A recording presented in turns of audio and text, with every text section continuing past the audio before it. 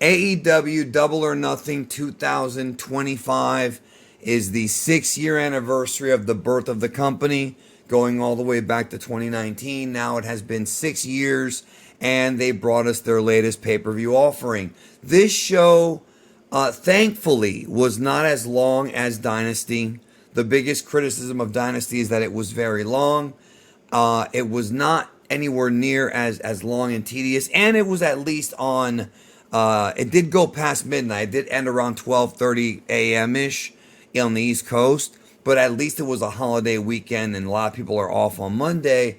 But I feel like even though it wasn't as long as Dynasty, it did have a couple of problems, but mostly with the fact that you had a match that I think didn't belong on this card at all, and you had a couple of matches that were given.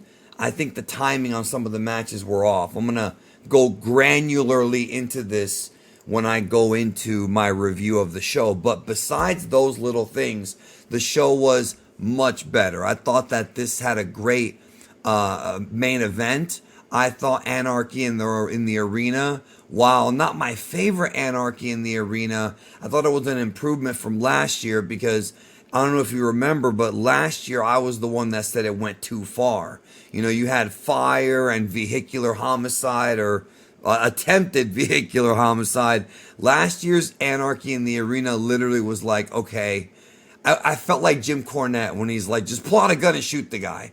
This year's was more like an old school brawl, and I liked it more. But this card was a lot more balanced, and we actually got to see some great performances from some of the talent in the company that I feel maybe haven't given us what their potential has been in previous pay-per-views. So there were a couple of standout performers that I want to put over as we talk about this Double or Nothing show. So they opened the show with Merecedes Mone against Jamie Hayter.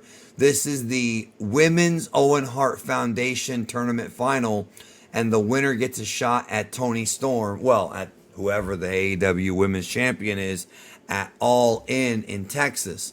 And everybody knew that Mercedes was going to win, right? Everybody knew that, and I'm glad they're actually pulling the trigger on Mercedes and Toni Storm. This is the one match that I'll give Tony Khan credit. You know, you guys know I criticize his booking, but I credit him when he's good. He was very patient with this booking, because he could have gone into this feud multiple times, even last year. We could have seen it last year.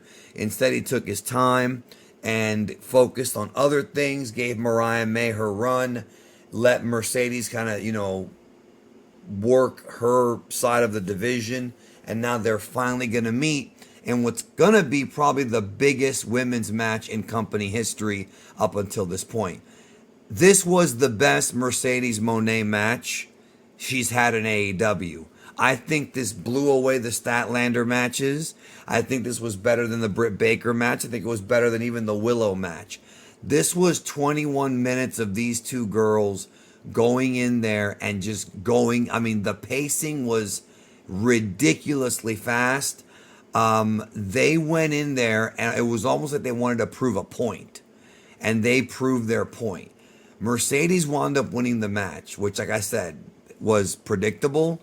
But that's okay. Being predictable is not always bad. And if you're having a pay-per-view match where the idea is you have Jamie Hayter as the winner, or I'm sorry, you have Jamie Hayter as the loser, but she's going to look good for possible matches down the road, I thought this was effective in that. So without question, this was the best Mercedes match she's had.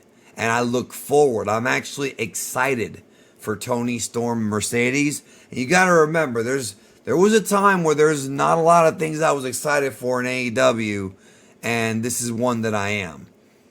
Then we have FTR versus Daniel Garcia and Nigel McInness. First of all, this match is a collision main event at best. I don't understand the I'm not going to ever understand the Daniel Garcia thing. This guy is average. He doesn't have any charisma. He's had multiple opportunities. He's the only guy I can think of that had a boring feud with MJF. And that's hard. It's hard to have a boring feud with MJF. He's just average. And then you have Nigel, who I loved, who I was a huge fan of, but he's not the same as he was, 10 years ago.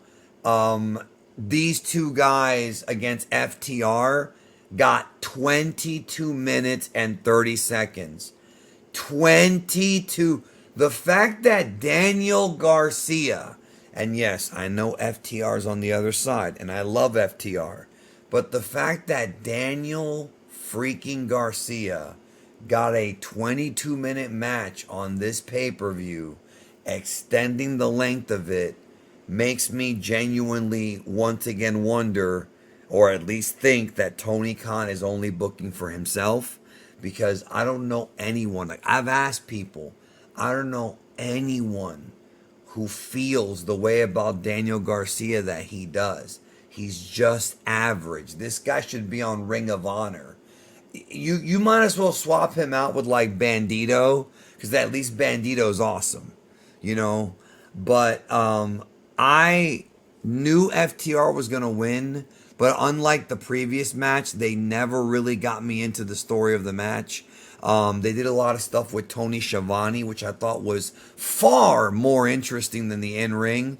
And we're still waiting on the potential return of Edge and what's going to happen with Cope and if they're going to have Christian involved. All of that has not panned out yet. So this is one of those like placeholder feuds until Copeland can come back to set up the match with FTR at All In. So that's all it was. But my God, man, 22 minutes. If you had cut this entire match off of this show, it would have ended before midnight and it wouldn't have gone on forever. It wouldn't have dragged on forever. Ricochet and Mark Briscoe in a stretcher match. I liked this match. I liked it because we got to see Ricochet, who's always been one of the most creative high flyers, doing different types of stuff with the stretcher. Mark Briscoe, I've always been a fan of his, and he's always going to be a sentimental favorite for me. Not just because I've watched him on the indies. I actually almost got to play Rock Band with him. Someday I'll tell that story. We almost got to go up there and play Rock Band with him and Jay many years ago after an indie show. A sentimental favorite because, Jay passed away a couple years ago, and it's still in the mind and in the heart of fans of the Briscoes every time Mark wrestles.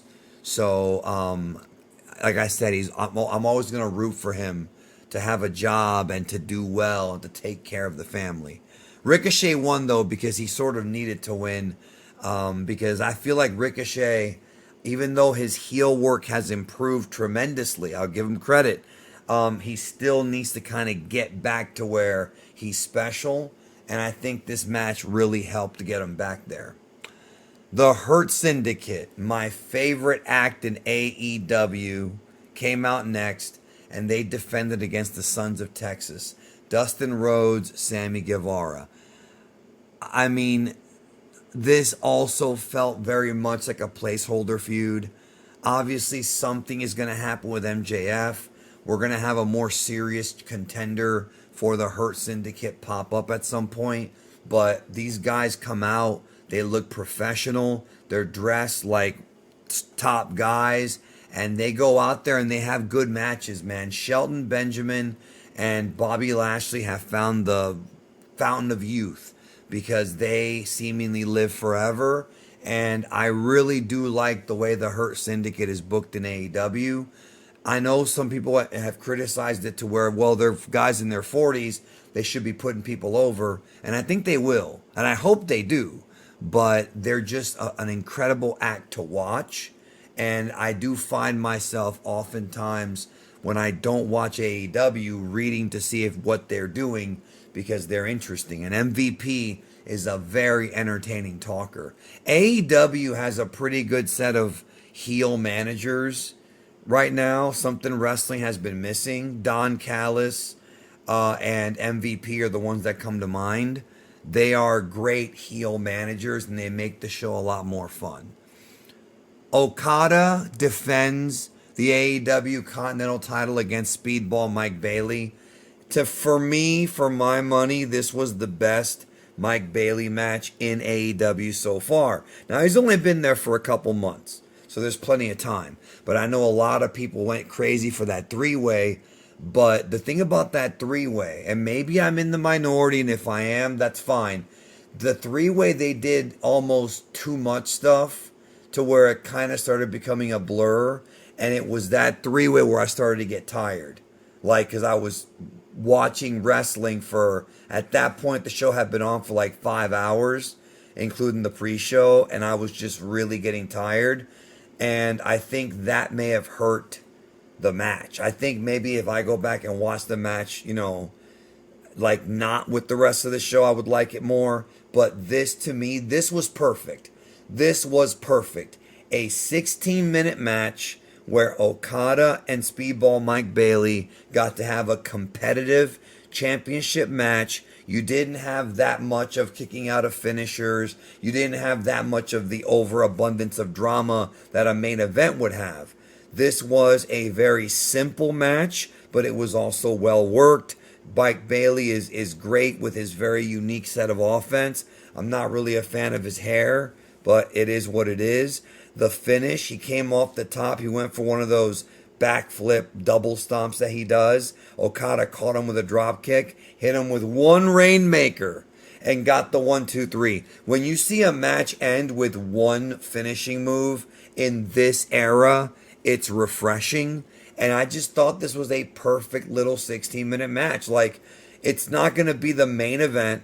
It's not going to even, be the co-main event. But it's a nice, solid match where Mike Bailey looked good, but Okada edged him out. And it worked. Like, again, I have no complaints about this. This was perfect. Like, whoever put this match together and gave it this amount of time, perfect. Toni Storm against Mina Shirakawa for the AEW Women's World Championship. Mina Shirakawa just got signed to AEW from, she was in Stardom. And again, another placeholder match because they're holding off on Toni Storm and Mercedes for the pay-per-view.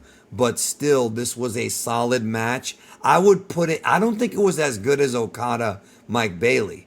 It was 15 minutes and 50 seconds, but I think this match had a lot more character work from Toni Storm and Mina. And I think both of these ladies have got the character part down, and they're probably two of the more entertaining women on this roster. And Toni Storm's character, I mean, it's always a neck-and-neck fight between Toni Storm, Timeless Toni Storm, and the Hurt Syndicate as far as my favorite AEW act. Sometimes Toni Storm will be my favorite act. Sometimes it'll be the Hurt Syndicate. Right now it's the Hurt Syndicate because I think Toni Storm needs a new rival like a Mariah May. And during the Mariah May stuff, Toni Storm was leagues above the Hurt Syndicate. Well, not leagues, but she would edge them out. Not leagues, okay? But now we're in a situation where I'm still waiting to see how this Mercedes feud plays out. Hopefully, Tony Khan has some ideas for Dynamite to really build this up as something special. Like this needs to be something special with Toni Storm and Mercedes and really be all about the characters because they've already got the wrestling part down. It's about the characters. Then we had Anarchy in the Arena, and I'm over here like, wait a minute. What about the trios match? Did it get canceled? And that's when I realized that either the trios match got canceled or moved off the show, or it's gonna be the cool down match, and that's not a good position to be in. Anarchy in the Arena once again was complete pandemonium. Swerve Strickland, Kenny Omega, Willow Nightingale, and the Ops, which is Samoa Joe, Hobbs, and Shibata, because Hook is injured, even though he did come back on this show. against the Death Riders, which is in this case Moxley, Claudio, Marina Shafir, and Wheeler Yuta, no Pac, and then the Young Bucks, Matt and Nick Jackson. So this was. I've also noticed that the Young Bucks have been in not all, but most of the Anarchy in the Arena matches. They came out with this sort of wacky 1700s entrance, and that was the music that played during a lot of this battle. And then Kenny Omega. So the joke was that they kept changing the music. Kenny Omega, they play I'm So Excited, which was the Dynamite intro, cringe. And then Kenny Omega basically says, I hope you guys like 2000s metal. And then it was Drowning Pool, Let the Bodies Hit the Floor, which is what I call the Paul Heyman song, because every time that I hear this song, it's associated with Paul Heyman. He used it for SummerSlam 2001. He was a big part of that show. When Paul Heyman went to OVW, Drowning Pool Bodies became the theme song for that. And when ECW on Sci-Fi started, that was the theme song for that. Like, this song has been associated with wrestling going back forever, and they used it here. Not really a fitting... Like, I don't think this worked as well as, Moxley's old theme for the Anarchy in the Arena. But they just feel like because it's a tribute to New Jack, that they're going to play it. But they brawled everywhere. The match was a lot less ludicrous than, like I mentioned, the fire and stuff like that. They did bust out the whole thumbtacks in the mouth spot, which always, is, gross. The highlight, I think, that was memorable to me was Swerve Strickland came... Okay, so Prince Nana drove a forklift out there, and Swerve was on top of the forklift and did his Swerve stomp, literally, from the top of the forklift on, 4 different guys. That's probably the biggest highlight. And I guess that comes from the fact that on the last pay-per-view, Swerve did it to Mox, except it was off the ladder through a table.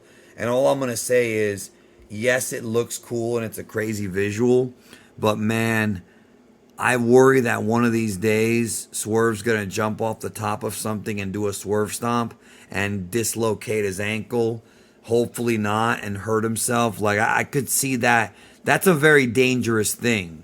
I could see him ending up like Zoe Starks did back on Raw, twisting the knee and, putting himself out of action. Also, Hook came back after being gone for a while. He came out with a golf club like Casey Jones. So that he went to go hit on Claudio because that's the guy who he was feuding with before he was taken out. And it seems like he might actually end up feuding with the Ops because it seems like he has some kind of unfinished business with Samoa Joe. Then Gabe Kidd got involved and just everything went just crazy. They were going to set up an EVP trigger, and that's when they did the thumbtacks in Omega's mouth thing. And then what happened was they did it, and then Claudio did a giant swing into a Yuta dropkick, and then Moxley hit a bulldog, put him in the bulldog choke. And I was like, oh, is that going to be the finish? Because I figured that the good guys were going to win this, because with this type of a match, you can have the good guy faction, the baby faces win, but Moxley won't lose the title. And that's, you know what I mean? Then you kind of send the fans home happy, give him a win, give Swerve his win back from last month, losing to Mox. And so what ends up happening is Mark Briscoe comes out, and I didn't know if he came out of the ambulance or I couldn't tell. Because maybe he was still in the ambulance from earlier, I don't know, but he came out and dove off the stage. As usual, the match was 6-on-6, right? 5 men on each team and 1 woman. But it doesn't mean they were the only ones involved. Prince Nana had a spot. Gabe Kidd, I mentioned. There were people, Hook. There were people who were not in, in the match that still did crazy stuff. Oh, and I forgot to mention, the Predator, Strickland came out dressed like the Predator because it's supposed to be a tribute to the Predator because there's the new Predator movie, Badlands, coming out later this year. And Tony Schiavone was like, he looks like the Predator. And I'm like, that's the point. I'm glad you figured that out, Tony. That's the point. Maybe he wasn't smartened up to the fact there was a movie coming out. So, just there's a lot of stuff. Like Powerhouse Hobbs had an awesome spot where he chucked Wheeler Yuta into a bunch of security members. There's a lot of memorable spots here, but they did again. It didn't feel like it was. This did not feel like last year where I thought they just went overboard.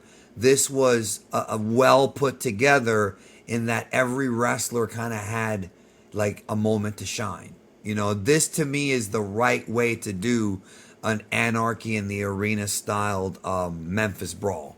Like, this is the right way to do it. You know what I mean? So I really like this. I would probably put it on par with the other Anarchy in the Arenas. I would have to sit down and think about which one I like the best. But last year's was my least favorite. And the one 2 years ago I was there for. And that match was so much better live than it was on TV. Oh my God, that match. I'm on camera multiple times during that brawl. But that I love that one. That was a great Anarchy in the Arena. So yeah, the babyfaces win, and I don't know what that means for the future of the company, but they're going to shift over to the Hangman Mox feud because it's going to be more interesting now because we have a situation where the Young Bucks are Hangman's old best friends. They're aligned with Moxley. So we could have a situation similar but not identical to the Kenny Omega situation from years ago where Hangman's going to have to deal with, you know, the Bucks as well as the Death Riders. But we'll see. Then they did do the trios match, and I felt so bad because, look, I like all six of these guys. Huge fan of Adam Cole's. Love that guy. Love that guy. Takeshita's getting better. I've been wanting Josh Alexander to get a real push in the business. He gets signed to AEW, which I thought was a mistake because I thought he'd get lost in the shuffle. And guess what happened? He got lost in the shuffle. He got brought in with no plan, has done a few jobs, and that's it. Absolute waste of Josh Alexander. Just a complete joke. I don't know if he regrets it. He's got a family. He's probably being paid well, and I'm happy for him. But, man, I don't know. I just had a feeling AEW is way too stacked right now to push this guy the way he should be pushed. So the Don Callis family against, I guess it's Paragon, not the Undisputed Kingdom. I guess they just changed their name. Not a bad match, 12 minutes, 50 seconds, but to be honest with you, I didn't really pay that much attention to it because I was starting to get tired. And I was wondering, okay, this show's starting to go long now. I don't know, man. But this is another match that, look, listen, I like Adam Cole. I like the Don Callis family. This is not a situation like Daniel Garcia where the guy bores me. These guys do not bore me. However, this trios match could have easily main evented a Collision, could have main evented a Dynamite even. This trios match could have been on the pre-show even. It didn't need to be on the main show. It just didn't. Like, it wasn't for the trios title. It wasn't pushed as an important match. It was just a match, and it wound up being... It just wound up being like the cool-down match, which I don't think AEW needs to do that every year. In fact, at previous Double or Nothings, when they've had Anarchy in the Arena, they've usually done that followed by the world title or the world title right before it as a 1-2 punch. You don't have to do the cool down match. That's WWE booking. You can have the cool down match be earlier in the show before the top two matches and then have the top two matches be a 1-2 punch. And AEW has booked like that before. You know, they have. But I feel like this match did not need to be here. And if you took it off the card, the show would have ended a lot sooner. and it would have been, I think, a tighter show and a better show. So just remember that.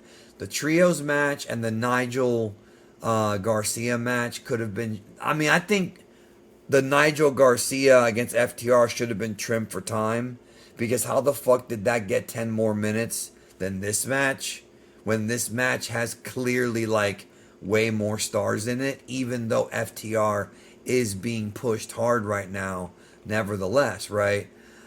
Still, I feel like this didn't have to be on this show.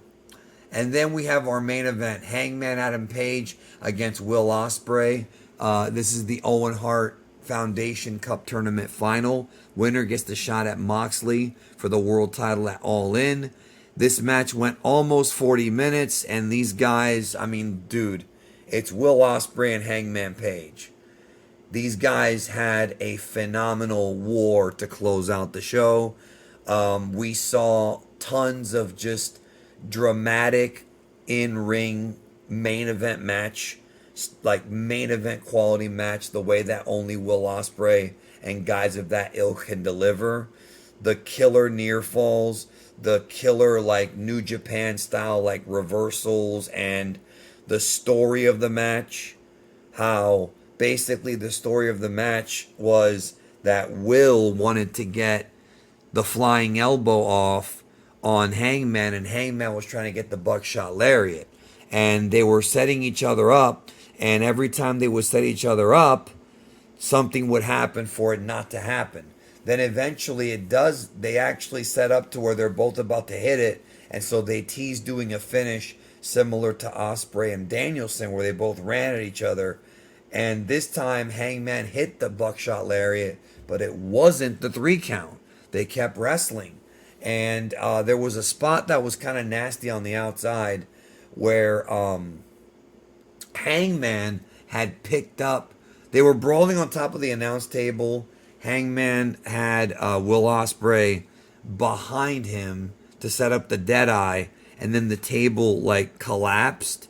And the way that they went down, like it was almost like Ospreay's head bounced off the table. And I was thinking, man, I hope he doesn't have a concussion.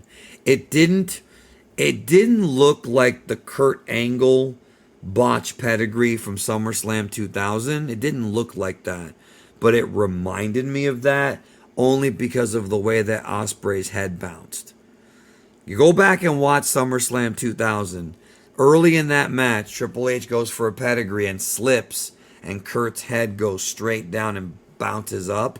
And he had an instant concussion. He was seeing stars, and they took him out of the match temporarily, even though he was able to get back in for the finish. So I think in this case, it was like that. Not in the same spot, but just Will's head bopping. So the finish of the match came where I thought that Will had him. He hit the Stormbreaker, and I thought that was it. But Hangman kicked out, and then Hangman eventually catches Will with a lariat, and then hits him with another buckshot, and then gets the 1, 2, 3. Now I want to talk about the booking here. I had heard that Ospreay's being set up to go against Moxley, and I was like, I thought they were going to wait until next year to put the belt on Will Ospreay at Wembley, because All In is going back to Wembley, right? That makes sense. You do All In 3 and you have Will win at that show. But then they're going to give it to him this year. So I was like, okay, I don't hate it, but get the damn belt off of Moxley. Please get the damn belt off of Moxley. Please end our misery. So now we have Hangman win. And to be honest, I was not expecting Hangman to win. Genuinely. I was thinking it was going to be Will. And I thought Hangman was going to have to like accept that he lost and just be there to help Will. But instead, and this is all based on that great promo exchange they had on Dynamite. Go out of your way to see that if you haven't. It was good. Will is going to be the one to kind of help Hangman. So he's got a buddy in on his corner against the challenge of the Death Riders and the Elite. So let's see who else helps them out, if the ops help out, or if Swerve or whomever can actually be there. And that's the other thing. So last year, Will Ospreay went against Swerve at Forbidden Door, and that's another time when people thought he was going to win the title and he didn't. And it was a situation where I looked at it and thought, okay, they're going to hold it off for a bigger show. And they are. So clearly Will's going to get it at All In next year in Wembley. This year, though, I am a little worried because I want Hangman to get the title back. I think the redemption storyline of Hangman, where he loses the title to Punk, he ends up sort of going into this long feud with Moxley. This was back in 2023, 2022, 2023, right? Where he got that concussion. Because they have feuded multiple times. They had a great Texas death match. Don't forget that. And so you have that whole history. Then you have the Swerve feud. And then you have the situation where, Swerve, got his house burned down.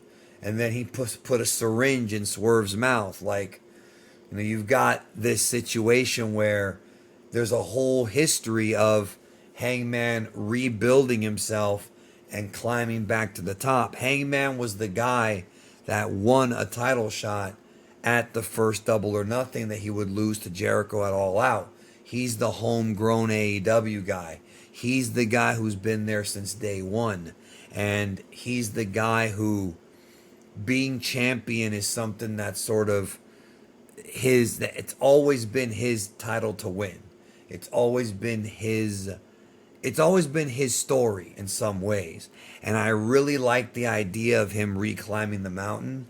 But speaking of climbing the mountain, Darby Allin did climb Mount Everest, and I am worried to death that Mox is going to beat Hangman at All In, and that they're going to hold off until Wrestle Dream and then give it to Darby Allin at Wrestle Dream. I don't want this to happen. I hope it doesn't happen. I want Hangman to be the one to save AEW, because that promo Hangman cut on CM Punk that he wasn't supposed to cut could apply to Jon Moxley, in that he wants to save AEW from Jon Moxley. So there's a lot of story threads here. And the fact that he might have to be aligned with Swerve, his mortal enemy, and Will, who was just recently an enemy. There's lots of potentially great storylines here that need to play out. Like, the reality is, if Tony Khan can actually get all these stories to work right, and can actually tell these stories on the way to All In my eyes, he's on his way to redeeming himself as far as being a great booker. Because this is what a booker does, is you have stories that are interesting with characters that you care about. And to be honest, I haven't cared about Hangman for a while, and I care about him now again. Because I really am behind him to beat the Death Riders and put an end to that angle, or at least them on top, and finally get the belt back. And even if he doesn't have the title for too long, I don't know how long he'll have it for, that's okay, because his story would have been told, the redemption of Hangman Adam Page, and the dethroning of Jon Moxley, the guy who's really there to hurt AEW, not CM Punk. So there's a lot of threads there that can go down. I am actually excited. I think I will be watching Dynamite this week. I am not super happy with WWE right now. I wish both companies could be great. Maybe WWE will improve in the coming weeks heading into Money in the Bank. We'll see. We shall see. But I am excited. For the first time in months, I am actually excited for what's next in AEW. So, at first, again, when Hangman won, I was like, I wanted Will to win. But then, the more I thought about it, I liked this story more. What did you think? Let me know in the comments your overall thoughts on Double or Nothing. I gave you mine. Really good show. Go out of your way to see Mercedes Jamie Hayter. Go out of your way to see Okada and Mike Bailey, Anarchy in the Arena, and the main event. If you have to watch some matches from this show, those are the key ones. And yeah, that's it. I would give it a thumbs up. Not as good as Revolution, but probably the second best AEW pay-per-view this year so far. Those are my thoughts. Have a good one.